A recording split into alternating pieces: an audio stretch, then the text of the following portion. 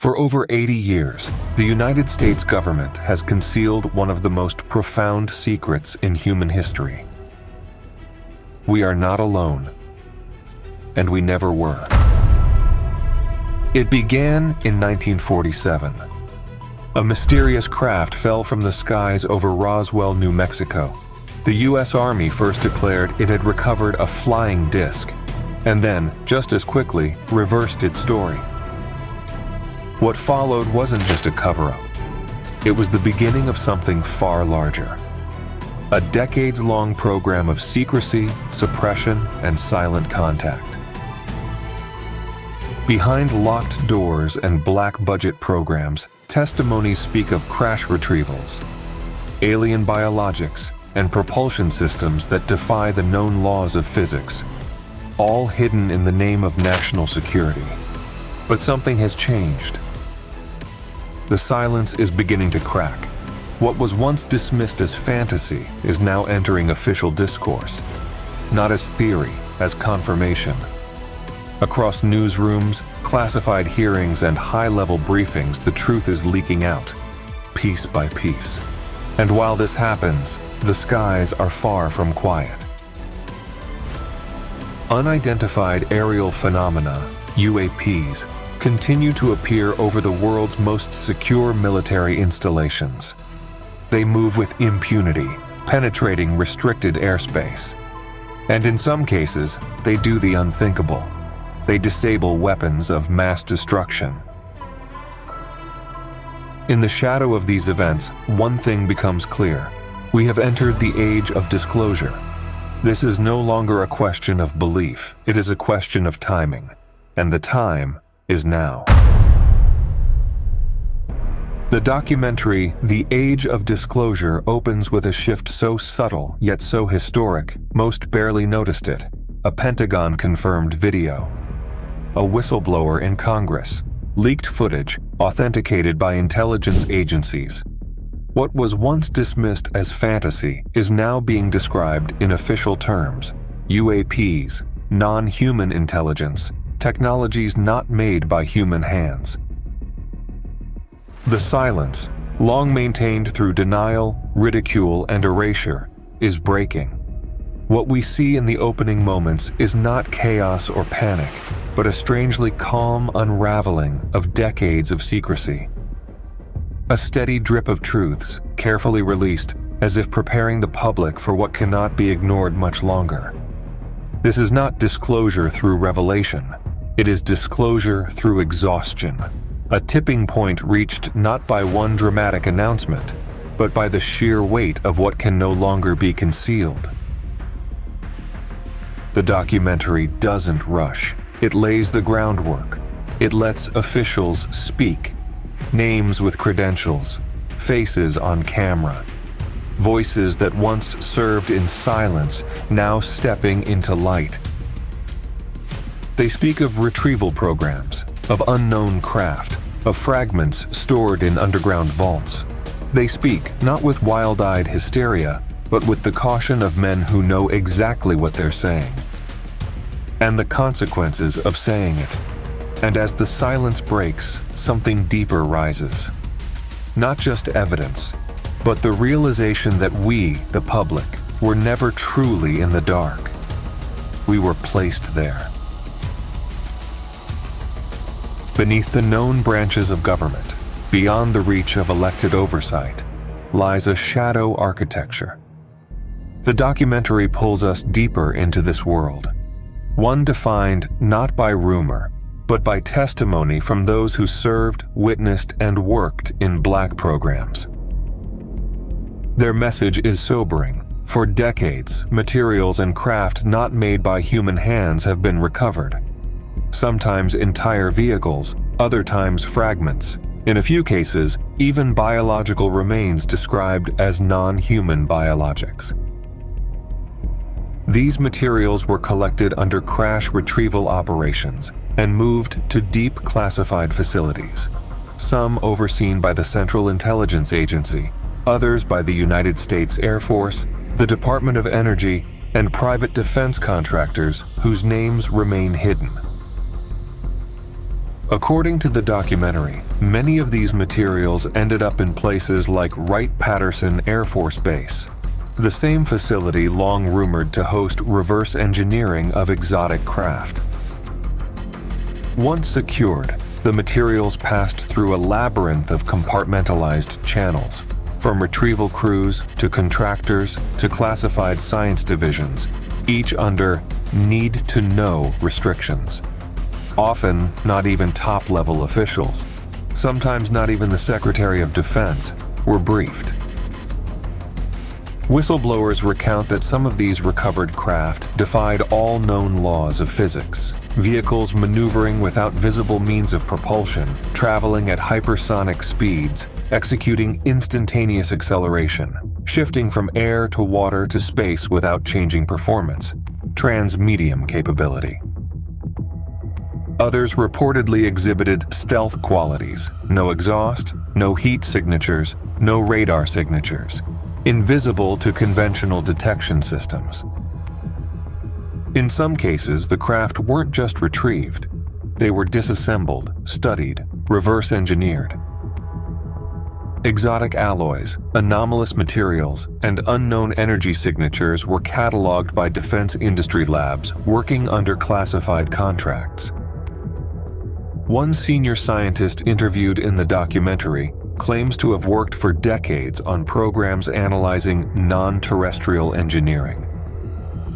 But this wasn't simply a case of advanced technology. The documentary reveals, through military logs, testimonials, and internal documents, a multi-decade global pattern. These craft and recovered materials reportedly belong not only to the United States, but to several governments around the world. Once retrieved, the components were distributed, sometimes shared among allied nations, sometimes kept secret and reverse engineered independently.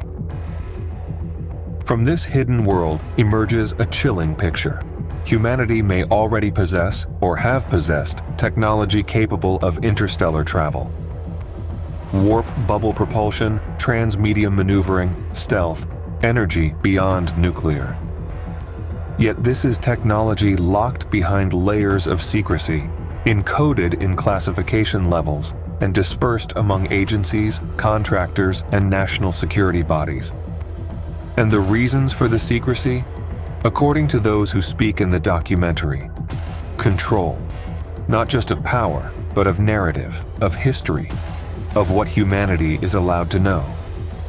Because if non-human craft already exist on Earth, then everything changes. Our understanding of technology, security, identity, even civilization itself.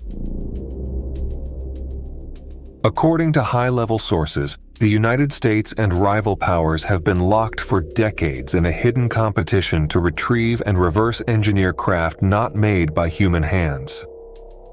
This isn't science fiction, it's geopolitical warfare, conducted not in open battlefields, but in classified hangars, ocean retrieval operations, and private defense laboratories shielded from oversight by layers of bureaucracy and fear.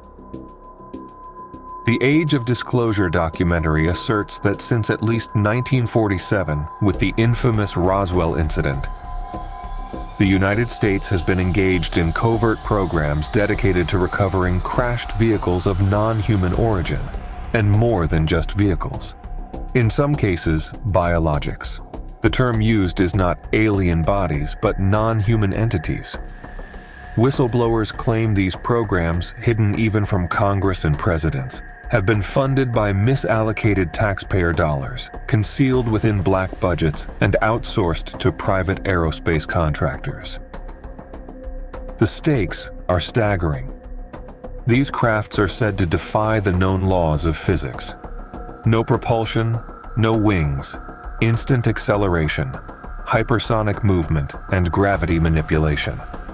The kind of capabilities that could render current global military technology obsolete in a matter of years.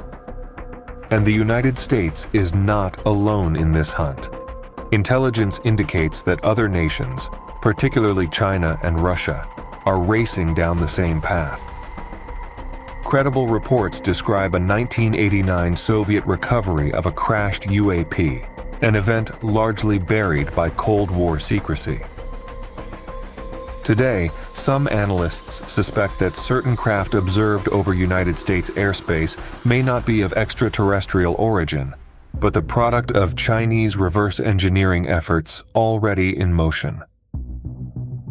The possibility that nations like China or Russia could reach operational understanding of UAP propulsion systems before the United States terrifies defense insiders. As one whistleblower warned, if someone like Xi Jinping or Vladimir Putin believed he possessed a strategic advantage based on extraterrestrial tech, and further believed that the United States did not,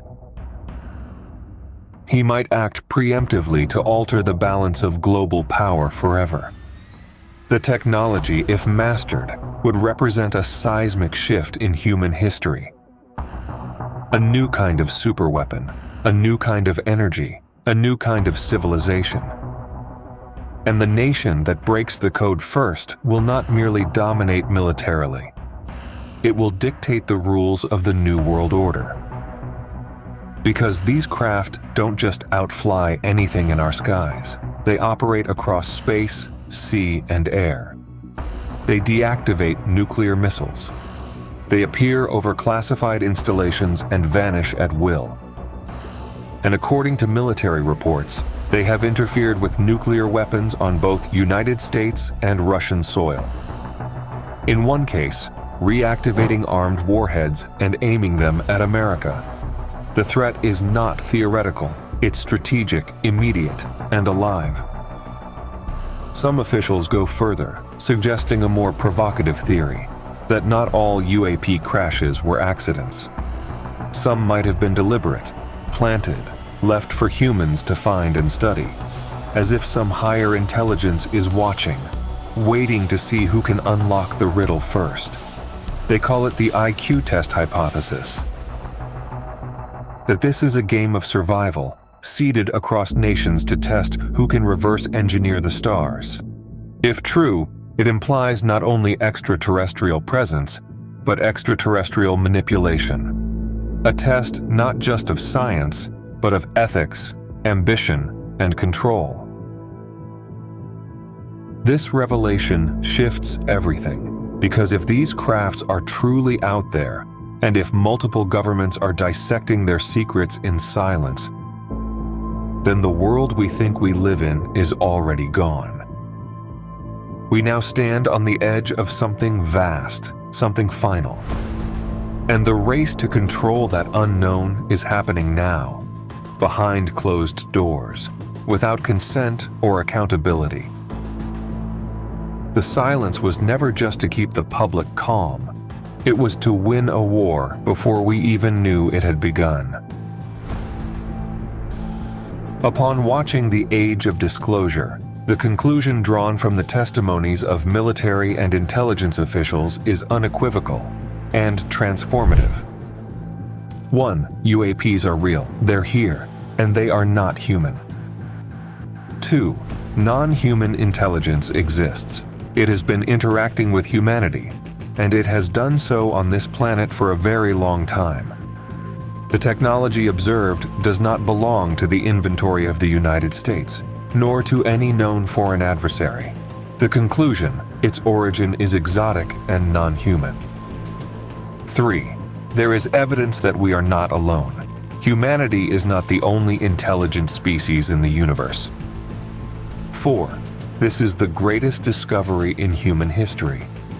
Beyond these declarations, the UAPs observed exhibit a set of performance characteristics that defy the known laws of physics and far exceed the capabilities of even classified human technology. These characteristics are categorized as the Six Observables. 1. Hypersonic speed. UAPs have been recorded traveling at speeds up to 40,000 miles per hour, approximately 64,000 kilometers per h, compared to the fastest United States aircraft, which reaches just 4,600 miles per hour, around 7,400 kilometers per h. 2. Instantaneous acceleration. These vehicles perform 90-degree turns, come to a full stop, and accelerate to extreme velocities in under a second. They endure G-forces that would obliterate any human craft, turning a human pilot, as one witness said, into pudding. 3. Low observability. UAPs operate without standard signatures. No contrails, no sonic booms, no visible exhaust or particle emissions. They appear engineered for stealth by nature. 4. Transmedium travel. UAPs have been observed transitioning effortlessly between space, atmosphere, and water, with no loss of speed or performance. In one case over Aguadilla, Puerto Rico, an object entered and exited the ocean at 74 miles per hour, approximately 119 kilometers per h, without creating a splash or leaving a wake. 5. Anti-gravity. These craft demonstrate the ability to resist Earth's gravity with no visible means of lift or propulsion. No wings, no engines, no control surfaces. One was recorded hovering stationary in 120-knot winds, about 222 kilometers per h, without drifting. 6. Biological effects. Proximity to UAPs has resulted in severe medical harm to military and intelligence personnel. Reported effects include serious burns, autoimmune disorders, multiple sclerosis, internal scarring in both body and brain, and a startling mortality rate, 25% within 7 years for a studied population. 5. All these revelations presented in the documentary The Age of Disclosure are absolutely astonishing. While watching it, I felt genuinely excited by what I was seeing.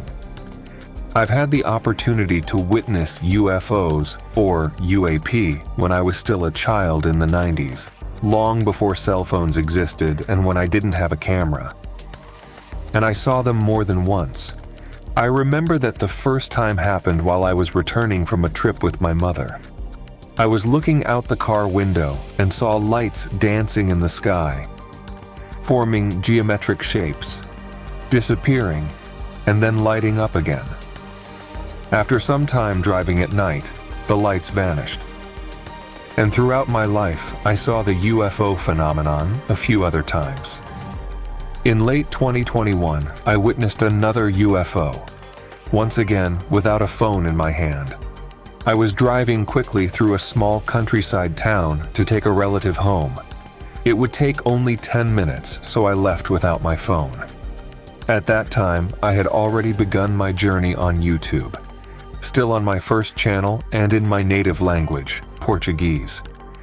I'm showing here the original testimony that was published on January 6, 2022, now dubbed using artificial intelligence to keep its originality. So I was able, in a more remote place in the countryside of the state of Rio Grande do Sul, to observe around 9 o'clock at night a very bright light that I could have mistaken for a planet. I really enjoy looking at the sky, so I know where the planets are, and I knew that wasn't a planet. But I could have said it was the light of Venus or Jupiter because it was so bright. And I knew there wasn't any light source in that place. It could have been a satellite, but to my surprise, it started moving at a very high speed. And no, I wasn't on my phone. It was a quick trip to a more remote place, and I ended up not bringing my equipment. So it moved at a very fast speed, something that lasted around 30 to 45 seconds maybe. It crossed the sky, covering approximately 15 degrees from the horizon line, and it traversed the vast sky very swiftly, at a consistently steady speed until it quite suddenly accelerated, dramatically changing its color and its brightness, ultimately turning a vivid red and then completely vanishing from the expansive night sky after becoming distinctly reddish near the prominent constellation Orion. About 200 kilometers from my hometown, there was a place where many people reported strange lights emerging from the side of a hill and rising into the sky. Then they would descend back down toward the valley. I had the chance to visit this location a few times, and every time I was there, I saw those lights. This happened near the end of the 90s. The locals didn't like talking about it, but they acknowledged the phenomenon existed. Some said it was caused by minerals or precious stones. Others believed it was related to the energy of the waterfalls in the region. Interestingly, just about 22 kilometers from that location, the Tibetan monk Chagdud Tulku Rinpoche founded a Buddhist temple, the Buddhist Temple of Tres Coroas in Rio Grande do Sul, southern Brazil. In 2022, a few months after the UFO sighting I couldn't record, I went out with my phone and pointed it toward the sky. At that same time, airplane pilots were reporting strange lights, and several YouTube channels were live streaming to try to capture images of these objects, some seen in the sky, others closer to the ground. During that period, I recorded a video that is available here on the channel. I sent that footage to a ufologist named Rafael Amorim. He analyzed it and couldn't determine what the object was. Later, he invited me to share the experience in a documentary series scheduled to be released next year, in 2026, on History Channel Latin America. He went with me to the exact location of the sighting, flew a drone above the buildings, and compared the images. According to the specialist team who later analyzed the footage, it was a drone. I admit it could be a drone, but honestly, it doesn't seem like it to me. What do you think? You can watch the full video with sound here on the original English channel, Anunnaki Ancient Mystery. My connection to this subject, and to unidentified aerial phenomena, has always been close. It's no coincidence that I eventually became a researcher on the topic, and now, more recently, someone who shares this information publicly. After watching The Age of Disclosure, my certainty is absolute. We are not alone, and there are many serious and committed people involved with this truth. Faced with institutional resistance and the systematic suppression of truth, insiders like Luis Elizondo and Chris Mellon abandoned the shadows in favor of a new strategy: external pressure. Elizondo, a former Pentagon official and head of the Advanced Aerospace Threat Identification Program, AATIP, resigned, not in defeat, but in protest. His decision sparked the fire. In December 2017, the New York Times published a groundbreaking exposé revealing the existence of a secret Pentagon UAP study program. It wasn't just a media story, it was the breach of the dam. The article ignited congressional interest and forced the Department of Defense to acknowledge for the first time publicly that the phenomenon was real. What followed was unprecedented. Lawmakers, such as Senators Marco Rubio and Mark Warner, led a bipartisan effort to demand answers. The result? Legislative milestones that fundamentally changed the terrain. First came mandatory reports. New laws required the Pentagon and the intelligence community to deliver both classified and public briefings to Congress, bringing hidden data into the light. Then came whistleblower protections, signed into law by President Biden in 2022, that allowed government employees, military personnel, and contractors with knowledge of UAP-related programs to testify without fear of retaliation, even if they were previously bound by non-disclosure agreements. And then, history unfolded. In July 2023, the United States Congress held its first open hearings on UAPs. Under oath, 3 men stood before the world: former intelligence officer David Grush, Navy Commander David Fravor, and pilot Ryan Graves. It was Grush who delivered the most staggering revelations. A decorated Air Force veteran and former officer at the National Geospatial Intelligence Agency, Grush testified that the United States government has, for decades, operated a covert recovery and reverse engineering program involving crashed craft of non-human origin. He stated, under penalty of perjury, that non-human biologics were recovered from some of these crashes. that taxpayer money was misappropriated to fund these black programs, that individuals were harmed, physically and professionally, to keep this knowledge buried. Grush's claims were not made in isolation.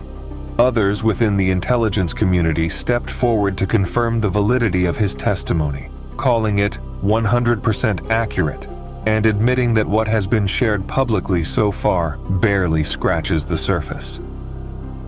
The wall of silence is cracking. And then you may ask me, what are these things, these UFOs, these UAPs? Are they the Anunnaki, or do they belong to another civilization? Well, to answer that, we must go far beyond the documentary Age of Disclosure, which, by the way, I highly recommend you watch. And we must travel far away in time, all the way back to the point where civilization had begun. The idea that beings from the sky visited Earth in ancient times is not a modern conclusion.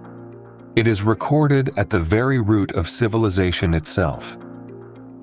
In Sumer, the true cradle of human civilization, the oldest clay tablets ever discovered, describe a pantheon of gods who were not born on Earth, but came from a distant place, the heavens.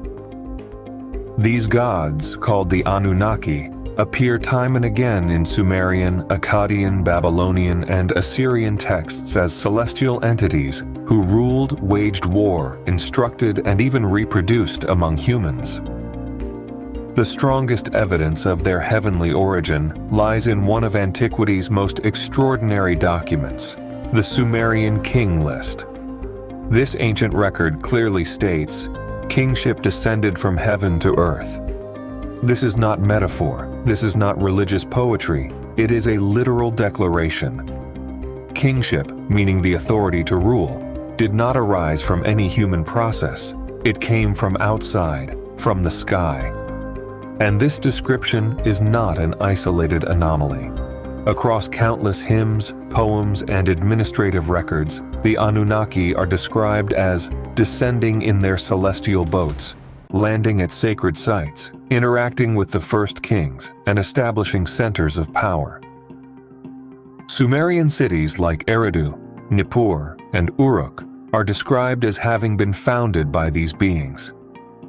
In Eridu, for instance, it is said that Enki himself, one of the principal Anunnaki, descended from the sky and established his sacred domain there, filled with instruments known as ME, which Zecharia Sitchin interpreted as codes and technological devices. The Sumerian texts don't merely recount the arrival of the gods, they describe their activities on Earth in language that, to a modern reader, strongly suggests advanced technology. Thunder weapons, chariots of fire, birds of the sky, radiant helmets, and mass deaths caused by shining weapons. In hymns dedicated to Inanna, she pilots her skyboat and travels between domains. Ninurta wields a multi-headed weapon that strikes with precision. Marduk, in one text, soars through the heavens and engages in battles against other gods. To us, the vocabulary may sound mythological, and many scholars treat it that way. But the narrative pattern is too repetitive, too coherent, and in some ways too technical to ignore. For a people without a technical vocabulary, any flying machine would naturally be called a skyboat. Any communication device would appear as magic. And it wasn't just the Sumerians. Ancient Indian texts speak of vimanas, flying machines used by gods such as Rama and Krishna. These vehicles flew at high speeds, changed direction suddenly, and were used in battles, descriptions that closely resemble modern aircraft, or even unidentified flying objects. In Hebrew tradition, the prophet Ezekiel describes a wheel within a wheel, a radiant celestial vision moving in all directions, often interpreted as a craft. In the Americas, gods like Quetzalcoatl, Viracocha, and other bearded white men came from the sky, taught humans, and promised to return. These patterns are global. beings descending from the skies, bringing knowledge, establishing governments, constructing great structures, and even engaging in disputes among themselves. In the ancient tablets of Mesopotamia, war was not merely a human affair. It was divine. The gods themselves engaged in epic confrontations, often with Earth as the battlefield and humanity trapped in the crossfire. These were not allegorical disputes nor symbolic mythologies, but vivid records of violent conflicts that suggest the use of weapons and tactics far beyond the understanding of ancient civilizations. In some videos, we have already seen some of these accounts that are present in the Bible and in other texts, and in the future, we will explore all of this deeper and deeper. The most striking example lies in the conflict between two major divine factions, those loyal to Enlil and the followers of Enki, or of his son Marduk. This division, recorded in Sumerian and Akkadian sources, reflects a deep and growing struggle for dominion over Earth. Enlil, often seen as the god of order and cosmic law, clashed with Marduk, the ambitious and rising power who sought supremacy. This rivalry culminated in events of catastrophic proportions. Zecharia Sitchin was one of the first scholars to interpret these records not as metaphorical myths, but as documentation of real wars between extraterrestrial beings, the Anunnaki, who wielded advanced and destructive technologies. He specifically referred to an event described as the release of the Great Annihilators in the text known as the Epic of Era and in others, in which devastating weapons were used to obliterate entire cities. Many researchers in the field believe that this myth may be describing the destruction of the biblical cities of Sodom and Gomorrah. According to the narrative, the destruction was total, sudden, and accompanied by symptoms that, to modern eyes, resemble radioactive fallout. Scorching fire falling from the sky, cities reduced to ash, and survivors afflicted with mysterious illnesses. These accounts are not exclusive to Mesopotamia. In India, the Mahabharata describes wars between celestial beings who wielded weapons called divine astras, some of which could incinerate entire armies with a single blast. One of these weapons, the Brahmastra, supposedly released a force comparable to that of the sun, followed by storms of wind and fire, with side effects so harmful that survivors had to wash themselves and abandon the area. These details echo modern knowledge about radiation poisoning and environmental collapse after nuclear warfare. Similarly, in Greek mythology, the Iliad recounts divine involvement in the Trojan War, where gods took sides, directly interfered in battles, and employed supernatural weaponry. Although these stories are generally read as literary epics, the pattern they repeat, divine factions manipulating human affairs, destructive interventions from the heavens, and gods fighting among themselves, aligns closely with the Mesopotamian narrative of divine war. All of this points to a consistent global memory, that in some remote era, non-human powers waged real wars on Earth, bringing destruction and transformation. If the ancient wars of the gods were not myths, but records of real conflicts between non-human intelligences, then perhaps modern reports of alien factions and technological encounters are not as recent as they seem. They are echoes, cosmic reverberations of a war that began long before the rise of modern civilization, and that perhaps has never truly ended. While watching the documentary, something in particular made me very curious. According to The Age of Disclosure, the beginning of the major investigations starts with the Roswell case in 1947. 4 non-human bodies and a boot-shaped UFO that split in 2 on impact were allegedly recovered. Only a few months after Roswell, President Truman signed the National Security Act of 1947, which established the Air Force and the Central Intelligence Agency, CIA. This may have been the starting point in which both the CIA and the Air Force began assuming operational control over the UFO subject. Sometime later, the Central Intelligence Agency Act was signed, allowing the CIA to conduct covert intelligence operations outside normal oversight channels. A few years earlier, the Second World War had ended. Germany surrendered in May of 1945, and Japan announced its surrender in September of the same year, shortly after the use of the atomic bomb in August of 1945. And 2 years later, the UFO crash in Roswell with the capture of non-human beings.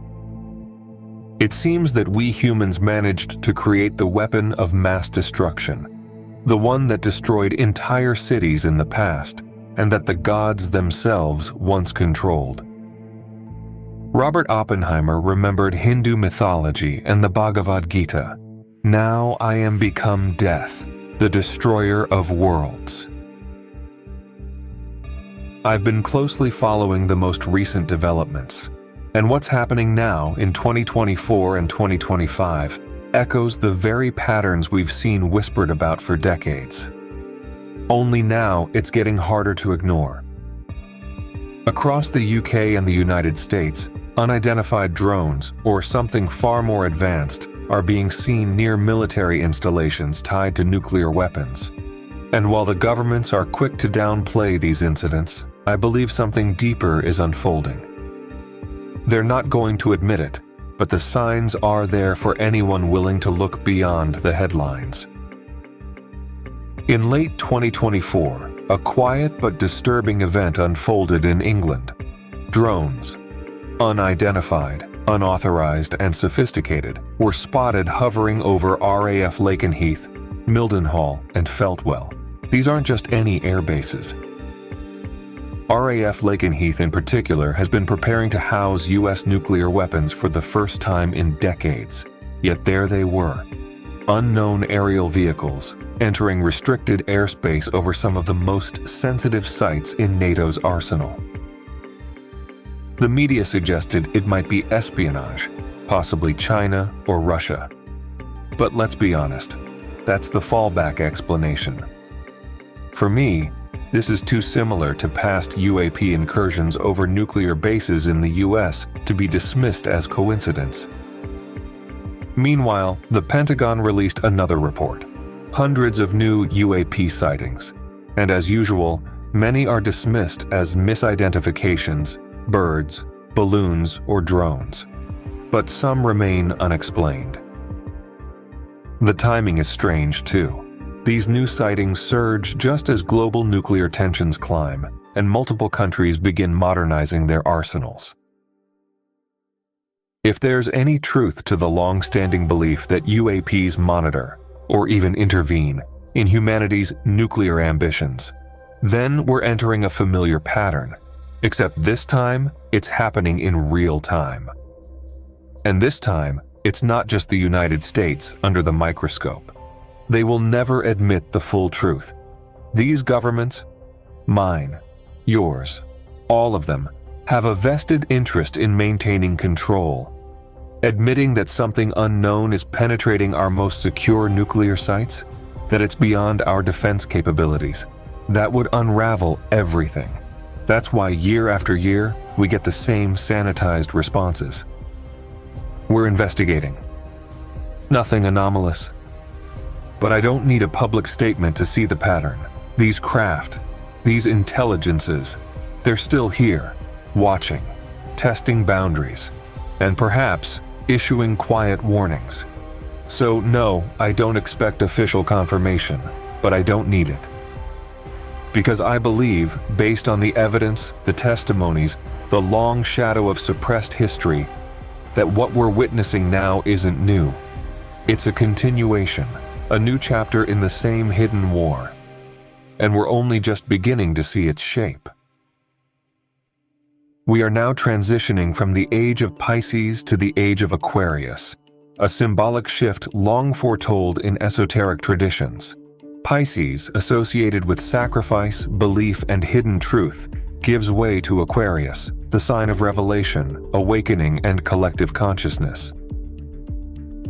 This astrological transformation coincides with a growing global curiosity about non-human intelligences, governmental disclosures about UAPs, unidentified aerial phenomena, and a general sense that something is building, something long buried that is now being revealed. Modern ufology reflects this same pattern. Different alien archetypes, Nordics, Greys, Reptilians, display characteristics that echo ancient deities. The Nordics, tall and luminous, resemble the radiant beings of Sumer and the celestial gods of Egypt.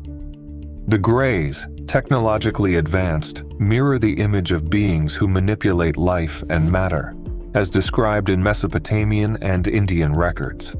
Even the Reptilians carry echoes of serpent symbolism found in figures such as Quetzalcoatl or Enki, the Anunnaki god of wisdom and water, associated with the serpent. These parallels raise a profound possibility that the stories of returning gods are not spiritual metaphors, but cultural memories of real visits from advanced beings who interacted with humanity, departed or went into hiding, and left behind a coded trail of their eventual reappearance. Today, as ancient knowledge resurfaces and modern authorities admit long-denied secrets, myth and memory begin to merge. The manipulated history of the past and the hidden revelations of the present are converging. Are we standing at the threshold of the next chapter of an ancient cosmic cycle? Has the time come for the return of the celestial lords? If so, we are not merely observers. We are participants in a story that began long before recorded history, and that may soon begin again. Throughout the ancient world, kings did not claim power by virtue of birth alone. They ruled by divine mandate. Authority came from above, quite literally. In Sumer, the very first civilization, rulers were described as having received their right to govern directly from the Anunnaki. Kings were not just political leaders. They were intermediaries between gods and men. The Sumerian king list does not begin with human achievements. It begins with a descent. Kingship descended from heaven to earth. The early kings ruled by the word of An, the chief god of heaven. They did not govern for themselves. They administered the will of non-human entities. In Egypt, this divine connection was not metaphorical. Pharaohs were gods incarnate. Each pharaoh was seen as Horus made flesh. He did not merely serve the gods, he was the living representation of one. Upon death, he became Osiris, ruler of the afterlife.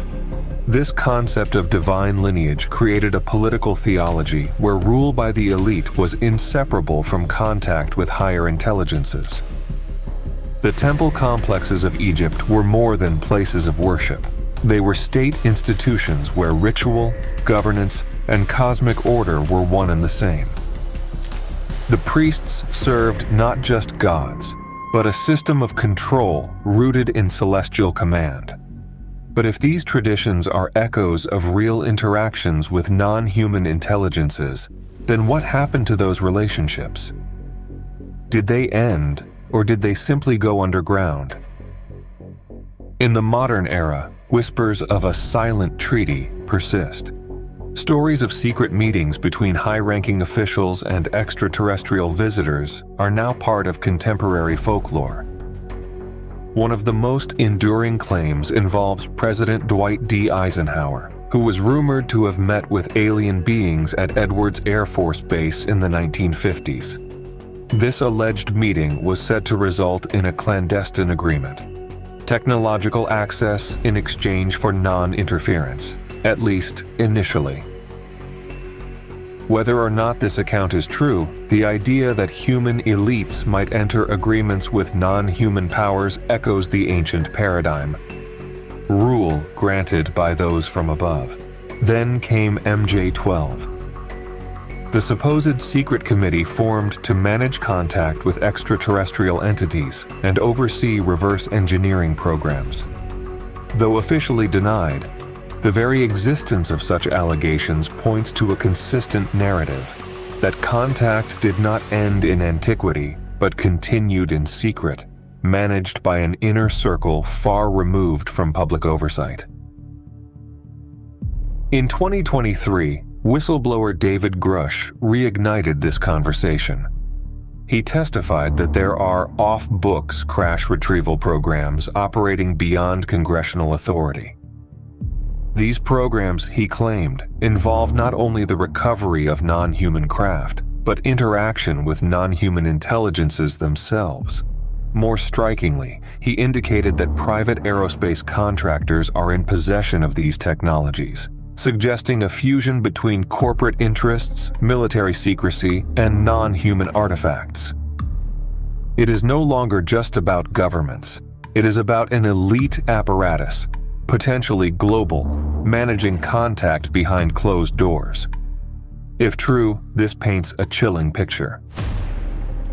Across time, a select few, kings, pharaohs, generals, executives, may have acted as intermediaries between humanity and the beings who do not belong to this earth.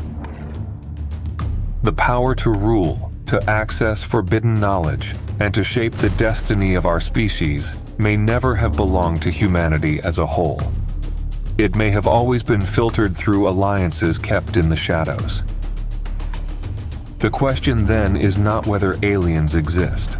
The question is, who speaks to them, who bargains with them, and for what price? The ancient model of god-kings and celestial patrons may never have ended. It may have evolved, behind suits and silence, into a new priesthood of power. I have my doubts whether those who manifest today are, in fact, the Anunnaki. Yes, it may be them. But it may also be another alien race. One thing seems certain to me. We are being visited, and this has been happening for a very long time.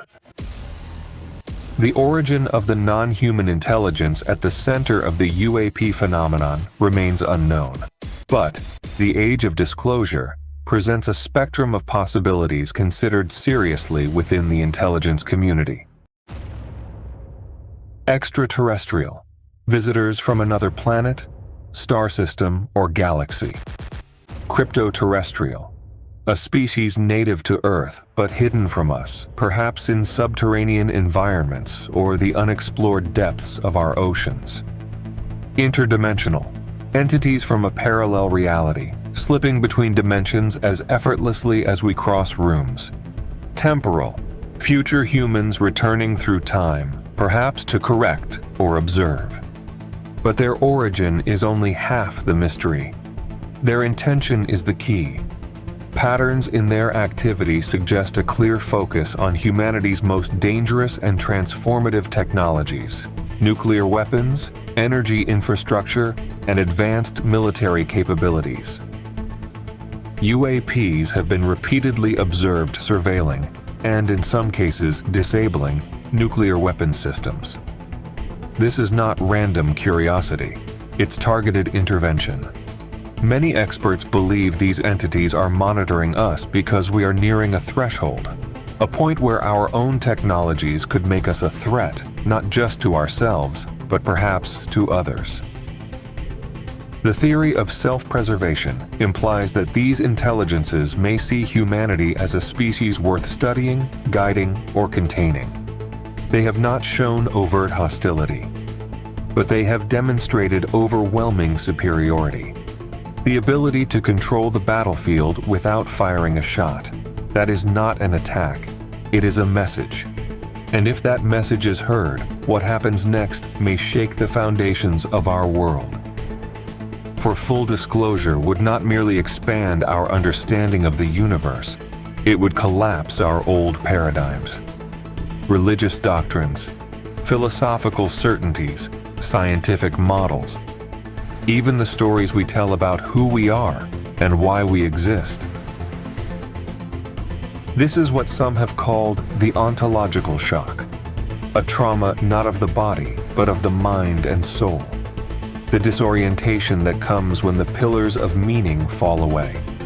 Some believe this would not be a good idea, but others now argue the opposite, that humanity is ready, that we are overdue for the truth, because perhaps the real danger is not what's out there, it's how long we've been kept in the dark. The age of secrecy is dying. The age of disclosure has begun. If you enjoyed the video, I invite you to subscribe to the channel, click the like button, and choose your next video here on the channel.